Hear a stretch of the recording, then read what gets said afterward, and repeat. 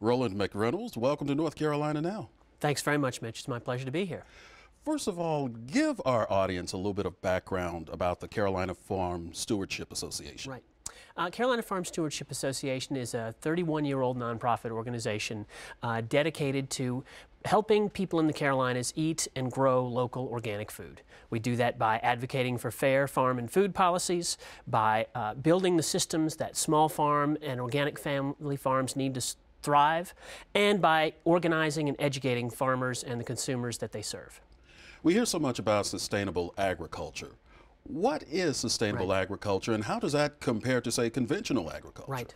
Well, sustainable agriculture is a food and farming system that preserves resources for future generations while taking care of the needs of people today. So in the context of how it's different from conventional agriculture, in sustainable agriculture, we are striving to limit the use of off-farm inputs and off-farm fertilizers. We are striving to work with nature's natural practices in producing high-quality food and fiber products. Are there any challenges you're facing to sustainable agriculture? No question. There's a huge amount of consumer demand for sustainable agriculture products today here in North Carolina and across the country. And the major obstacle today is meeting the demand. There is more demand than there are farmers to supply it. And the reason for that is that there is a lack of the sort of infrastructure that exists in the traditional food system that gets crops from field to market in a form that consumers need. So there aren't the warehouses, the small-scale meat processors, the distribution facilities that would help those small farmers be able to maximize the yield from their farms in their sustainable production systems. Just stepping back a little bit, it seems like your focus is on stewardship, and it's not just limited, say, to the small farmers. Talk about that. Correct. Well, for instance, we have a conference coming up in January of this year, the Organic Commodities and Livestock Conference taking place in Oxford, North Carolina, and that conference is focused on helping the state's larger scale farmers get into the growing market for organic foods. You know, the organic market has continued to grow, even despite the economic downturn of the last several years, where it's a $25 billion industry this year. North Carolina farmers have increased their share of the sales of organic food from just 7 or 8 million a few years ago to $53 million in $2,000 worth in 2008.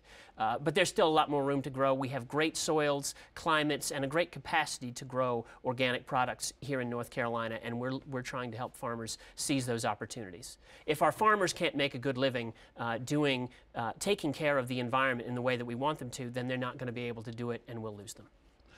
You were talking about one conference, but you had your annual conference recently. That's correct. And one of the folks the couple that was featured in one of our stories, it was Steve and Lee Tate, the owners of the Goat Lady Dairy, were selected as Farmers of the Year. What's the process in receiving that honor? Well, there are many farmers who have been working very hard in promoting and being as sustainable as possible for years. That this year it was really just a question of finally coming around to recognize them for their incredible work. The high quality products they produce and the way they engage with their community is the role model of how a sustainable farm interacts with its community and serves its community.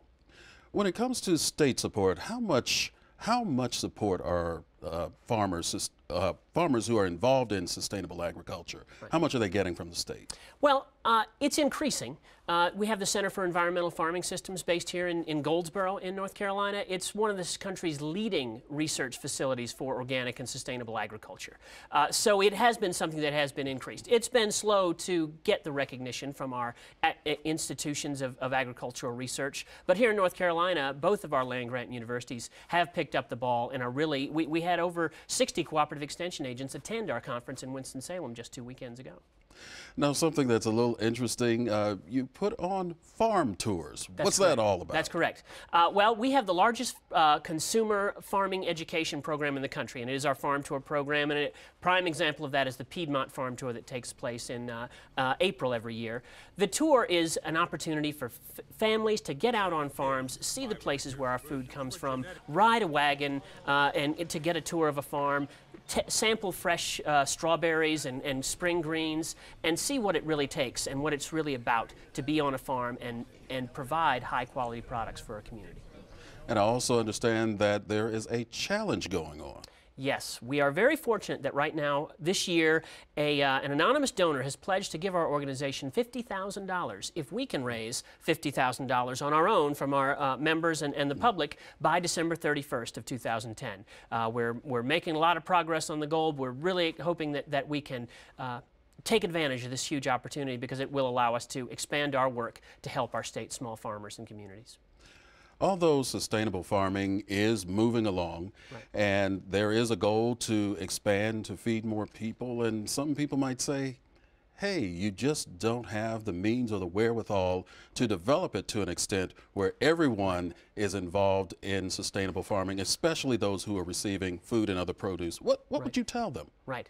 Well, that in fact we are working on that. That it is possible to buy food at your local farmers markets with food stamps. That if we address the problems in infrastructure and make it easier for farmers to get more of their product to market, the prices will come down and we will be able to meet the needs of our underprivileged and impoverished communities for healthy food. They're the people who need it the most.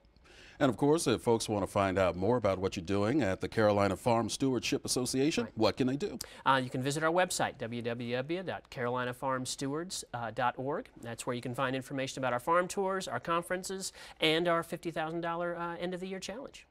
Roland McReynolds, president of the Carolina Farm Stewardship Association, thank you so very much for stopping by and sharing your insights with us. Thanks to be here, Mitch. It's been a pleasure.